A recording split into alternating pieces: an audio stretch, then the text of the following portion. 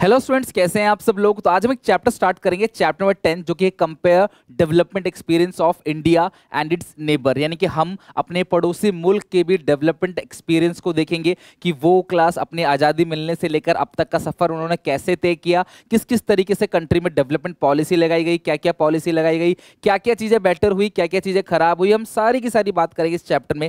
ये एक ऐसा चैप्टर है जो हर एक बच्चे को टफ लगता है, स्कूल में कुछ भी समझ नहीं आता, लेकिन आज की वीडियो में मैं डंके की चोट पे कह सकता हूं इस बात को, हर एक बच्चे को ये चैप्टर बहुत मजेदार रहेगा, इंटरेस्टिंग लगेगा, बहुत अच्छे से समझ आएगा। अगर आपको मेरी वीडियो अच्छी लगे डिसलाइक कर देना, खुलेआम बोल रहा हूं क्लास, और अच्छी लगे तो एक एक स्टूडेंट को शेयर करना अपने क्लासमेट में, इंस्टाग्राम, टेलीग्राम, हर जगह, व्हाट्सएप स्टेटस, हर जगह शेयर करना, क्योंकि इसके अंदर क्लास मेरे को जितनी भी नॉलेज है वो सारी की सारी उड़ेल दूंगा मैं यहाँ पे, आपको बहुत अच्छे से समझाऊंगा। बहुत ध्यान से, अच्छे से, प्यार से पूरा वीडियो देखना। थोड़ी सी लंबी हो जाए तो घबराना मत, क्योंकि क्लास ये चैप्टर बड़ा है और इसे क्लास हम कई पार्ट के अंदर, 3-4 पार्ट के अंदर कवर करेंगे। और आज का पहला पार्ट सबसे इंटरेस्टिंग, सबसे मजेदार, और क्लास बहुत सारे फैक्ट्स की आज हम बात करेंगे। राइट, तो चलो स्टार्ट करते हैं बिना देरी किए। हम कंपेयर करेंगे। अगर हम बात करें क्लास, तो यहाँ पे क्योंकि हम कंट्री के बारे में बात करें, इंडिया, पाकिस्तान, चाइना, तो दिमाग में एक मैप बना होना चाहिए कि ग्लोब में, वर्ल्ड मैप में क्लास चाइना देखो कितना बड़ा है, येलो कलर का देखो, विशाल काय है चाइना। और ये है क्लास एक पाकिस्तान यहाँ पे जो इंडिया से ही अलग हुआ है, और ये है आपका भारत, यानी कि हमारा और आपका प्यारा भारत। तो ये जो कुछ कंट्री है, लाइक नेपाल है, चाइना है, और इसके अलावा क्लास यहाँ पे बांग्लादेश है, यहाँ पे आपका भूटान है, यहाँ पे पाकिस्तान है, ये सब जो कंट्री है ये कहीं ना कहीं हमसे बॉर्डर को शेयर करते हैं, यानी हमसे सटे हुए हैं। ठीक है, यानी कि बॉर्डर शेयर। तो इवन पाकिस्तान तो क्लास पानी से भी और क्लास थल से भी, दोनों जगह से हमसे अपने बॉर्डर को शेयर करता है, मतलब बॉर्डर टच है, यानी देख रहे हो टच है यहाँ पे। तो बस ये है, हम इन तीनों कंट्री के डेवलपमेंट एक्सपीरियंस की बात करेंगे। राइट, तो चलो स्टार्ट करते हैं बिना देरी किए हुए। सबसे पहले हम बात करेंगे, मैं तुम्हें एक बात बताना चाहता हूं कि आपको पता है इंडिया बहुत बड़ा था, अखंड भारत कहते हैं, और उससे टूट टूट के कितने सारे देश अलग हो गए, तब जाके क्लास अभी भी इंडिया जो है क्लास अपने डिग्निटी के साथ बरकरार है। यहां पे सरदार वल्लभ भाई पटेल, सबने इनका नाम हिस्ट्री में सुना होगा क्लास, एक तरीके से ऐसे इंसान जिन्होंने 500 विरासतों को जोड़ दिया, 500 अलग अलग कंट्री को धीरे धीरे जोड़ते जोड़ते अखंड भारत बनाया था। जहां भी जाते थे क्लास इनकी बात कोई नहीं काट पाता था। वीपी मेनन के साथ मिलके इन्होंने क्लास कहीं ना कहीं मॉडर्न इंडिया में बहुत बड़ा रोल दिया है, बहुत सारे कंट्री को जोड़ा, आपस में जोड़ा अपने दम पे, इनके पास इतनी पावर थी। और अखंड भारत के अंदर अगर आप देखो तो इंडिया, पाकिस्तान, बांग्लादेश, नेपाल, भूटान, तिब्बत, श्रीलंका और म्यांमार। तिब्बत क्लास यहाँ पे वो एरिया है जो क्लास एक तरीके से चाइना ने मतलब जोर जबरदस्ती से क्लास इसको जो है कब्जा लिया है। राइट, तो यहाँ पे ये है क्लास आपका पूरा का पूरा अखंड भारत। इतना बड़ा था भारत, लेकिन कई सारी कंट्रियां धीरे धीरे धीरे धीरे जो पाकिस्तान से ही, जैसे पाकिस्तान अलग हुआ उससे बांग्लादेश, नेपाल, भूटान, तिब्बत, श्रीलंका, म्यांमार, ये सब धीरे धीरे क्लास ये अलग हुए। लेकिन कुछ लोगों का ऐसा मानना है कि अखंड भारत के अंदर और भी बहुत सारी कंट्री है। खैर ये हमारे बहुत ज्यादा डीपली सिलेबस का पार्ट नहीं है, क्योंकि चैप्टर में मैं आपको बहुत अंदर तक घुसाऊंगा, इंटरटेन करूंगा आपको, कहीं ना कहीं आप वीडियो बीच में स्किप ना करो, इसके लिए आपको मजबूर करूंगा। तो इसलिए मैं सारी बातें आपको अच्छे से कहानी की तरह समझाऊंगा, क्योंकि चैप्टर बहुत टफ लगता है बच्चों को, कुछ समझ नहीं आता, बहुत दिक्कत आती है चैप्टर में, जो कि मैं खत्म करूंगा। अच्छा, क्यों चाहिए एज एन इंडियन सिटीजन? क्या आपको ये पता नहीं होना चाहिए कि आपके पड़ोसी मुल्क ने कैसे एक्सपीरियंसेस को डेवलप किया है, क्या क्या एक्सपीरियंसेस हैं उनके, क्या स्ट्रेंथ है आपकी, क्या वीकनेसेस है आपकी? ये सारी बातें जानने के लिए क्लास आपको अपने जो पड़ोसी मुल्क हैं, यानी कि चाइना, पाकिस्तान, इसके अलावा और भी कोई कंट्री है आपकी, लेकिन हम इस पर्टिकुलर चैप्टर के अंदर आपके सिलेबस में चाइना और पाकिस्तान से ही अपना कंपैरिजन करेंगे। Comparative development of India and its neighbour is an important knowledge to possess as an Indian citizen. आपको ये सारी बातें पता होना चाहिए, एज ए रैशनल सिटीजन आपको पता होना चाहिए, आपको डीप अंडरस्टैंडिंग होना चाहिए कि आपकी कंट्री किस तरीके से डेवलप हुई है, साथ में आपकी जो पड़ोसी मुल्क है, जो नेबर कंट्री है आपकी, आपके पड़ोसी देश लाइक पाकिस्तान और चाइना, उन्होंने किस तरीके से डेवलपमेंट किया है। This understanding enable the comparison of strength. इससे आपको पता चलेगा कि आपकी स्ट्रेंथ उनकी स्ट्रेंथ क्या है, आपकी वीकनेसेस उनकी वीकनेसेस क्या है, इन सारी बातों का आपको पता चल पाएगा अगर आप कंपैरिजन करोगे। As well as the neighbour country, हमारी तो पता ही है, हमारे पड़ोसी का भी हमको पता रहना चाहिए। Hence it is important to study the comparative development of India and its neighbour. India, Pakistan, China, इन तीनों ने अपना बॉर्डर शेयर करते हैं क्लास एक दूसरे से, और दूसरी बात, इन तीनों ने सेम टाइम पे क्लास आजादी मिली है। इंडिया और पाकिस्तान को 1947 में इंडिपेंडेंस मिला, जबकि क्लास चाइना को 1949 में, यानी कि चाइना को 2 साल बाद इंडिपेंडेंस मिला। सोचो, चाइना को हमसे 2 साल बाद इंडिपेंडेंस मिला और चाइना जो है एक तरीके से वर्ल्ड की स्ट्रॉन्गेस्ट इकोनॉमी में से है। और इवन जो चाइना है वो मतलब इतना विशाल हो रहा है धीरे धीरे, उनकी उनकी नीति यही है कि बस कब्जा करो, धीरे धीरे एक्सपेंड करो, और उनकी पॉलिसी ऐसी है कि कोई उनके खिलाफ भी कंट्री के अंदर नहीं बोलता है। और साथ में अमेरिका जैसी जो कंट्री है क्लास, मतलब अमेरिका भी कहीं ना कहीं क्लास चाइना से भिड़ने से बचता है, डरता है। चाइना धीरे धीरे बहुत पावरफुल हो रही है। और आपने पता हो अपना खुद का चांद, सन और भी कंट्री के अंदर बहुत सारे डेवलपमेंट जो चाइना करती जा रही है, जिसकी वजह से क्लास चाइना काफी आगे निकल रहा है अलग अलग कंट्रियों से, इवन इंडिया और पाकिस्तान से भी। तो हम बात करेंगे कोल्ड वॉर क्या है, द पोस्ट कोल्ड वॉर। अच्छा देखो, वर्ल्ड वॉर 1 जो हुआ 1914 से नवंबर 1918 तक, यानी क्लास यहाँ पे वर्ल्ड वॉर हुआ है, वर्ल्ड वॉर 1। फिर वर्ल्ड वॉर 2 हुआ 1939 से 1945। लेकिन इसके बाद एक वॉर हुआ जिसको बोलते हैं कोल्ड वॉर, यानी कोल्ड वॉर कहते हैं। कोल्ड वॉर का मतलब क्या होता है क्लास, जहां पे बेसिकली कोल्ड वॉर जो हुआ वो 2 देशों के बीच हुआ। एक है सोवियत यूनियन, जिसका आज नाम है रशिया, सोवियत यूनियन जो इंडिया के साथ अच्छे रिलेशनशिप है। दूसरा है क्लास यूएस, अमेरिका। इन दोनों के बीच में कोल्ड वॉर हुआ। यूएस ने बोला कि भाई देखो ये सारी कंट्री हैं, ये हमारे साथ आ जाओ।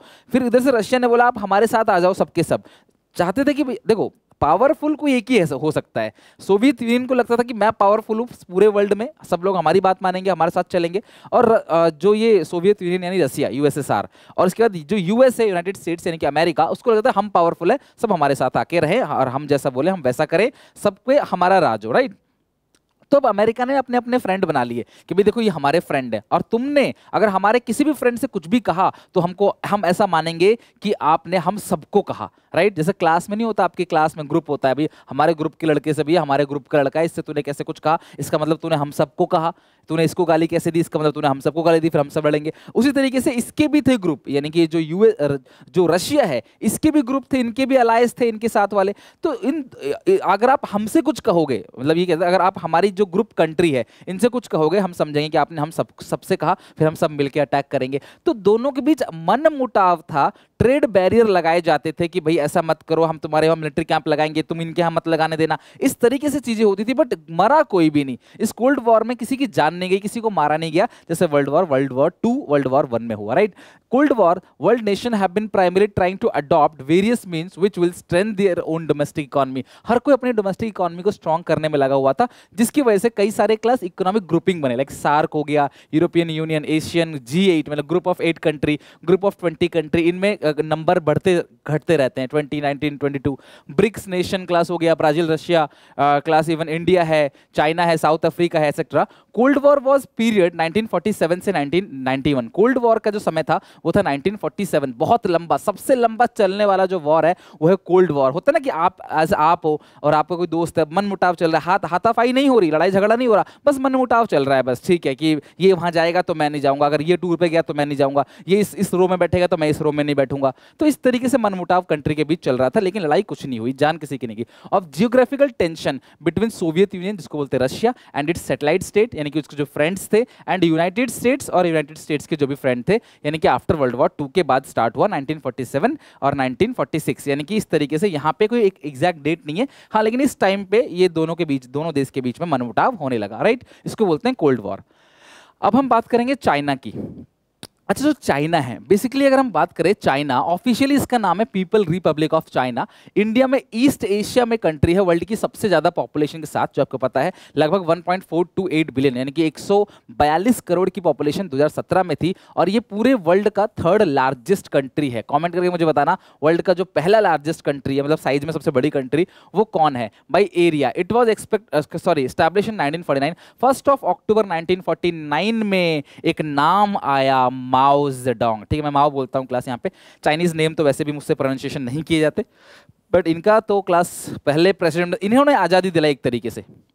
1949 में इन्होंने बनाया पीपल रिपब्लिक ऑफ चाइना, और यहां से हुई क्लास कहानी की शुरुआत। सीट बेल्ट बांध लेना, बैठे रहना अच्छे से क्लास। अब मैं तुम्हारा उड़ान लेके जाने वाला हूं, चाइना चलेंगे और चाइना में जाके डीपली समझेंगे यहां बैठे बैठे कि किस तरीके से माओ जेडोंग ने लगभग 4 करोड़ लोगों की मृत्यु मृत्यु कर दी। मतलब हम एग्जैक्टली अगर मैं चाइना में इस बात को बोल रहा होता तो शायद मैं तुम्हें दिखता भी नहीं अगले दिन से, क्योंकि चाइना में आपको पता है चाइना की नीतियों को विरोध करना कितना गलत है। अलीबाबा के जो फाउंडर है जैक मा साहब, बहुत मतलब बहुत रिचेस्ट बिलियनर हैं, और वो चाइना की पॉलिसीज को क्रिटिसाइज करते हैं, उसके बाद उनका बिजनेस डाउन होता है, वो गायब हो जाते हैं, चाइना में दिखना बंद हो जाते हैं क्लास, उनका बिजनेस बिल्कुल डाउन हो जाता है क्लास, रिच की लिस्ट में वो नीचे आ जाते हैं। ऐसी समस्या होती है। सोचो, जबकि इतने बड़े अमीर आदमी हम जैसे, तो अगर चाइना की पॉलिसी की अगर मैं ये कह दूं खुलेआम तो कि 4 करोड़ लोगों की डेथ हुई है, माओ जेडुंग साहब अब नहीं रहे क्लास, ठीक है,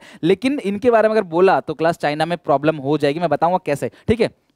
माओ जेडुंग बने प्रेसिडेंट, इन्होंने बनाया republic of China, people's republic of China, और इसके बाद इनकी गलती, वैसे ये लोग कहते हैं कि नेचुरल डिजास्टर है, लेकिन कई सारी बुक्स में लिखा जाता है क्लास कि लगभग 4 करोड़ लोग यानी कि 40 मिलियंस जो लोग हैं उनकी डेथ हो गई क्लास इनकी गलत पॉलिसी की वजह से, राइट। तो आगे देखते हैं क्लास। इनकी जो लैंग्वेज है वो है मैंड्रिन लैंग्वेज, और 70% चाइनीज लोग जो हैं वो मैंड्रिन लैंग्वेज बोलते हैं, मतलब पूरे वर्ल्ड में सबसे ज्यादा बोलने वाली भाषा भी कह सकते हो, जो बचपन से बोली जाती है। लाइक नॉट इंग्लिश, इंग्लिश भले ही ज़्यादा बोली जाती है, लेकिन इंग्लिश इंसान जॉब पाने के लिए बोलता है और उसके बाद काम लेने के लिए बोलता है, उसकी वो मदर टंग नहीं है, right.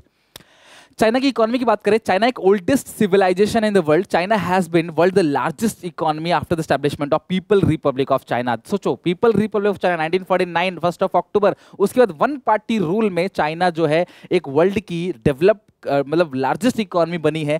All the critical sectors of the economy, enterprise and land own property individual are to brought under the government control. एक नाम है क्लास जिसको हम लोग बोलते हैं मतलब कि सरकार सारी चीजों को, कम्युनिज्म बोलते हैं, कम्युनिज्म, कम्युनिस्ट पार्टी। ये कम्युनिस्ट पार्टी के थे। कम्युनिस्ट पार्टी समझते हो ना क्लास, जैसे रशिया में, सोवियत यूनियन में था। कम्युनिस्ट पार्टी का मतलब क्या है कि आपके पास जो भी प्रॉपर्टी है, चाहे वो फार्म हो, बड़ी इंडस्ट्री हो, जो भी, सब कुछ सरकार कब्जा लेगी और सरकार अपने हिसाब से इसको डिस्ट्रीब्यूट करेगी। मतलब कि इक्वालिटी के लिए तुम्हारा जमीन मेरे पास है लेकिन मैं मालिक नहीं हूं। मालिक कौन है क्लास? सरकार मालिक है। दिस इज कॉल्ड, जितने भी एसेट्स है कंट्री के वो सरकार के कंट्रोल में है और सरकार धीरे धीरे क्लास उसे लोगों को बांटेगी, वो भी किराए पे देगी एक तरीके से, पूरी तरीके से नाम आपके नहीं होगी। जमीन आपकी है, हमें दे दो, या अब हमारी जमीन होगी, तुम काम करो, तुम इसमें से कमाओ, हमारा टैक्स हमको दो, लेकिन जमीन के राइट हम तुमको नहीं देंगे, जमीन के मालिक सरकार ही रहेगी। इसको बोलते हैं कम्युनिज्म, ठीक है, कम्युनिस्ट पार्टी। अच्छा, अब आया क्लास यहाँ पे 1949 में ये जीते, उसके बाद 1951 में इन्होंने लैंड रिफॉर्म्स लेके आए। ये हैं क्लास वो साहब जिनके बारे में क्लास में बात करूं, माओ जेडोंग, राइट।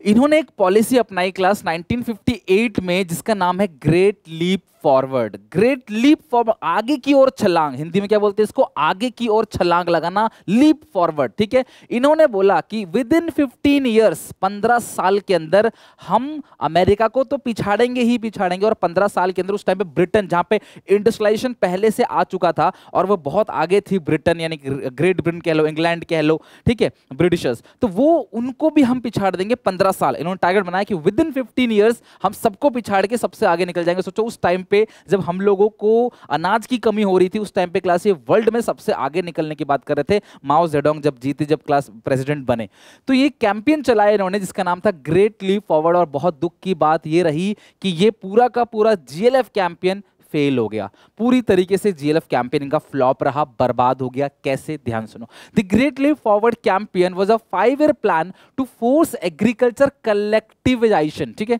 कलेक्टिवाइजेशन का मतलब क्या होता है? कलेक्टिवाइजेशन का मतलब क्या है? इन्होंने पूरे गांव के गांव उजाड़ दिए, बोला कि भाई जाओ सब कलेक्ट कर लो और सब लोग मिल जाओ और एक जगह रहो, बस यहाँ पे रह के खेती बाड़ी करो, तुम्हारा पर्सनल लाइफ कुछ नहीं है, पर्सनल लाइफ कुछ नहीं है, तुम्हारे बच्चों को छोड़ दो, पूरा परिवार छोटे बच्चे, टारगेट मिलता था खेती बाड़ी करने का। इन्होंने बोला कि इतना एग्रीकल्चर को ऊपर ले जाएंगे, इतना एग्रीकल्चर को ऊपर ले जाएंगे कि हम बाहर सबको एक्सपोर्ट करेंगे अपना एग्रीकल्चर प्रोडक्ट। और एग्रीकल्चर को ग्रोथ करने के लिए क्लास इन्होंने एक तरीके से फोर्स किया कि कलेक्टिवाइजेशन, मतलब आप सबकी प्रॉपर्टी हमने ले ली और हमने आपको कोटा दे दिया, टारगेट दे दिया, अब इस टारगेट में आपको अनाज उगाना है, उगाना ही उगाना है, टारगेट को पूरा करना ही करना है, ठीक है। This is called agriculture collectivisation and rural industrialisation. और लोगों को बोला गया स्टील, ठीक है, स्टील मतलब कि स्टील शायद आई थिंक क्लास आयरन और कार्बन, इसको एक तरीके से मिक्स करके भट्टी में जला के एलॉय टाइप का कुछ बनाया जाता है स्टील। तो इन्होंने बोला स्टील बनाओ, घर घर में बोला कि भैया स्टील बनाओ, भट्टियां बनवा दी, लोग जो है वो घरों में लगे हुए हैं स्टील बनाने के लिए, लेकिन वो स्टील की क्वालिटी इतनी लो थी कि वो भी फ्लॉप हो गया। और एग्रीकल्चर कैसे फ्लॉप हुआ, करोड़ों लोगों की जान कैसे गई, ध्यान सुनना।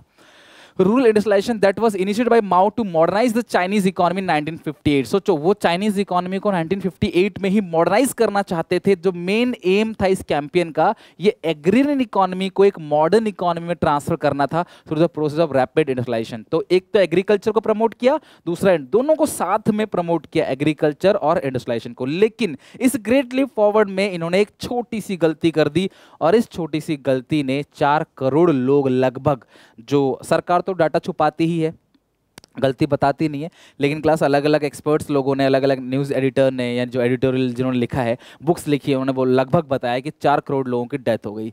अब इन्होंने किया क्या है इस पूरे ग्रेट लीप फॉरवर्ड कैंपेन में, किया क्या, गलती क्या की बताऊंगा। Under this programme people were encourage to set up industry steel के लिए। किसके लिए क्लास? स्टील इंडस्ट्रीज जो है आप घर पे जो है लगाओ। रूरल एरिया में कम्यून बना दिए, कम्यून मतलब एक एरिया बनाया, वहां सबके सब लोगों को बिठा दिया, भाई आप यहाँ रहो, आपको सुबह उठना है, खेती बाड़ी करनी है, दिन रात आपको खेती बाड़ी करनी है, शाम को अपने घर जाना है, बस अपने मतलब वही घर बना दिया। लोग खेत में ही खाते थे, खेत में पीते थे। इतनी दिक्कत होती थी कि भाई दिन भर लोग काम कर रहे होते थे। क्यों? टारगेट मिला है, टारगेट पूरा नहीं करोगे जिंदा लटका देंगे, मार डालेंगे सीधे। और started under the commune system people collectively cultivate lands. लोग जो है कलेक्टिवली जो है खेती बाड़ी करते थे। This is called collectivisation.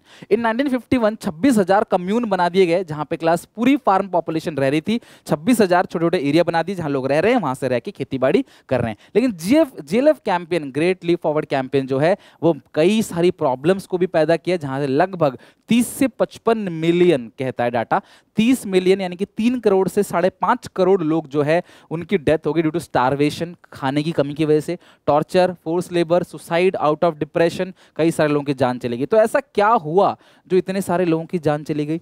अब सुनना क्लास, बहुत दर्द भरी कहानी चाइना की। यह है क्लास कलेक्टिवलाइजेशन।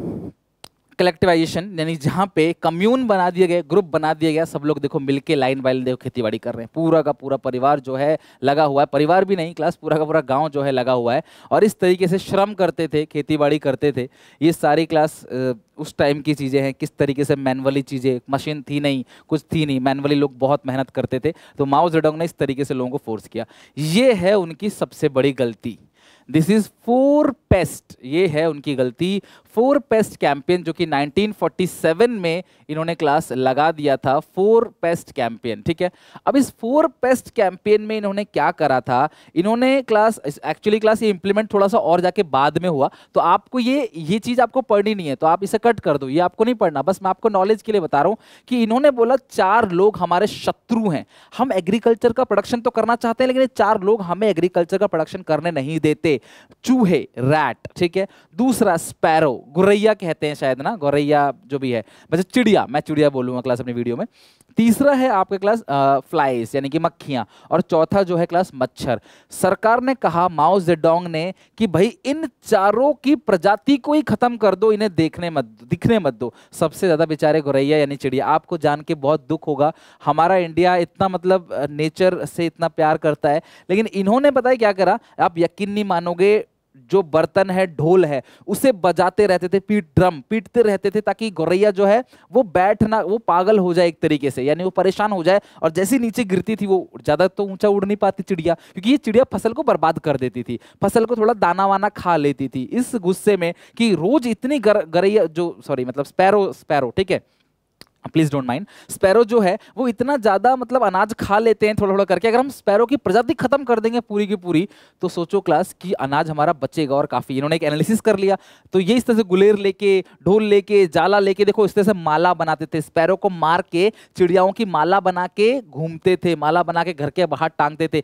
इतना बुरा हो गया था, यकीन मानोगे नेक्स्ट 2 ईयर्स के अंदर लगभग इनकी प्रजाति इन्होंने पूरी खत्म कर दी। चिड़ियाओं को इतना बुरी तरीके से मारा, देखो ये देखो बच्चा माला बना के यहाँ घूम रहा है, तो देखो ये जाली बना के उनको, क्योंकि देखो इतने सारे छोटे छोटे चिड़िया बेचारे कहाँ जाएंगी, छुपना उनका मुश्किल था, तो ढोल बजा के कैंपेन लगा के क्लास लोग इस तरीके से मारना चालू कर देते, और चाइना में पूरी की पूरी गौरैया यानी कि पूरा का पूरा स्पैरो खत्म ही कर दिया। लेकिन ये बात वो भूल गए, शायद माओ जेडोंग साहब ने ये पढ़ा नहीं था बचपन में, फूड चेन, कि अगर आप इन बर्ड्स को खत्म कर दोगे तो भैया कुछ और ऐसे तादाद हैं जो क्लास बढ़ जाएंगे। That is called grass hopper या अदर क्लास, ये टिड्डी बोलते हैं शायद ना हिंदी में, टिड्डी, ग्रास होपर। तो ये जो ग्रास होपर है, अब देखो चिड़िया इसको खाता था, अब ये जो है इसकी तादाद इतनी बढ़ गई कि सारा का सारा फसल क्लास, ये इतनी 2 साल 2.5 साल के अंदर ये तो मर गए, खत्म, गायब हो गए, लेकिन इनकी तादाद इतनी ज्यादा बढ़ गई कि ये है क्लास वो ग्रास होपर। और ये आते थे पूरी फसल को सपाचट, इनकी पूरी गैंग आती थी, ग्रुप आता था और पूरे फसल को देखो किस तरीके से बर्बाद करके चला रहा था। इंडिया में चाइना में इतनी प्रॉब्लम हो गई कि पूरी की पूरी फसल बर्बाद हो गई। अब खाने के लिए तरसने लगे लोग, भूखमरी से मट्टी खाने लगे, इंसान इंसान को मारने लगा, जानवर खाने लगे, 4 पैरों की हर एक चीज चाइना जो है खाता है। उस सिचुएशन में ऐसी स्टारवेशन, आप यकीन मानो क्लास, इतनी बुरी, ऑफिशियली डेटा है कि 3 करोड़ लोगों की जो है इससे जान चली गई। चाइना कहता है कि ये उसकी गलती नहीं है, ये तो नेचुरल डिजास्टर है, ये तो होना था, इसमें उनकी क्या गलती है। लेकिन इस नीति देखो क्लास क्या हालत हो गई क्लास, ये बहुत बुरा है। बच्चे ऐसे बैठे बैठे मर जाते थे क्योंकि उनके पास खाने के लिए अनाज नहीं था, दाना नहीं था। इस चीज को मेंशन करने के लिए, इनकी इस क्रूरता को इवन हिटलर और स्टालिन ने दोनों ने मिलकर इतनी जान नहीं ली थी जिन्होंने, जितनी जान क्लास इनके द्वारा अकेले चली गई। टॉम स्टोन एक किताब जो है वो लिखी गई है क्लास यहाँ पे, द ग्रेट चाइनीज फेमाइन 1958, यानी कि 1958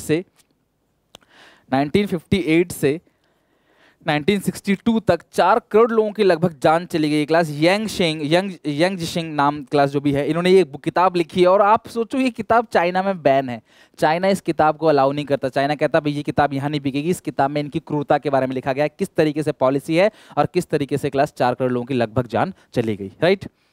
सेकंड पॉलिसी तो आपको समझ आया क्लास यहाँ पे कि जो पहला जो जीएलएफ कैंपेन था वो क्या था, क्या क्या हुआ उसके अंदर, किस तरीके से हुआ। सेकंड कैंपेन भी चलाया इन्होंने क्लास थोड़ा सा आगे चल के 1966 में लगभग, ग्रेट प्रोलेटेरियन कल्चरल रिवोल्यूशन। फिर जब इनको लगा 1966 में 16 मई को, जब इनको लगा कि भैया अब तो मेरी पॉलिसी फेल हो रही है, अब जो विपक्षी पार्टी है वो तो हमें घेर रही है, उस सिचुएशन में माओ जेडोंग ने फिर से 1966-76 में यानी कि क्लास मई में 66 में लगा दिया, एक और रेवोल्यूशन लेके आए, कल्चरल रेवोल्यूशन, कि भैया ये तो बाहर से कंपनियों को ला रहे हैं, बाहर से कंपनी आएंगी, तुम्हारा कल्चर खत्म हो जाएगा। रेड गार्ड बना दिए, ग्रुप ऑफ लोग स्टूडेंट्स को घेरा। स्टूडेंट्स को भड़काना, गर्म खून होता है, भड़काना बड़ा आसान है। स्टूडेंट्स को भड़काया और क्लास अपनी टीम बनाई रेड गार्ड्स की। किसकी? रेड गार्ड्स की। इसमें 1965 में माओ ने इंट्रोड्यूस किया ग्रेट प्रोलेटेरियन कल्चरल रेवोल्यूशन 1966-76 में। Its main was to class, its aim was to weed out the people who oppose the communist ideology. जो भी हमारी कम्युनिस्ट आइडियोलॉजी को अपोज करेंगे उनको मार मार के, पीट पीट के उनकी हत्या करवा देते थे।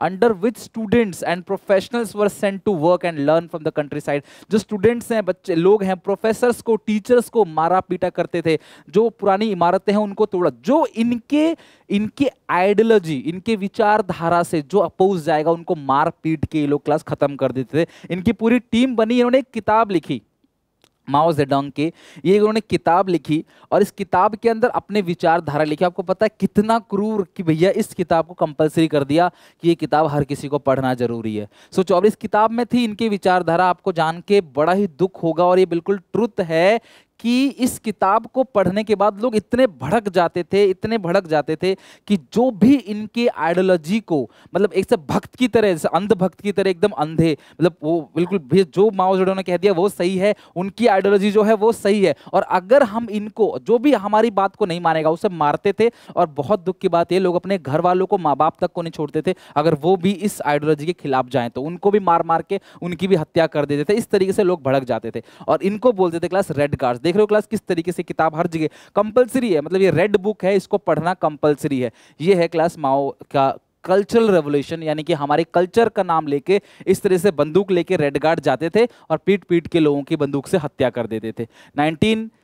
1976 9 सितंबर को फाइनली माओ जेडोंग की डेथ हो जाती है और इसके साथ क्लास इनका पूरा सपना चाइनीज अपने अंडर रखने का, इनका सपना भी यहीं पे क्लास 1976 में खत्म हो जाता है। उसके बाद फिर से डेवलपमेंट की नई शुरुआत होती है और फाइनली जो है आज चाइना, वो इस वजह से, राइट। तो ये 2 पॉइंट से क्वेश्चन जरूर पूछा जाएगा। आई होप क्लास मैंने आपको अच्छे से समझा पाया हूँ, जितनी भी मुझे नॉलेज थी मैंने पूरी की पूरी दी और क्लास सबको समझाया। अच्छा लगे तो लाइक करके जरूर अप्रिशिएट करना, अपने सारे दोस्तों को शेयर करना वीडियो। ये चैप्टर टफ लगता है बच्चों को, इसलिए मैंने वेट किया अच्छे से पूरी स्टडी करके देन क्लास में आपको अच्छे से समझा रहा हूं ताकि आपको बहुत अच्छे से पूरा का पूरा समझ आ जाए, राइट।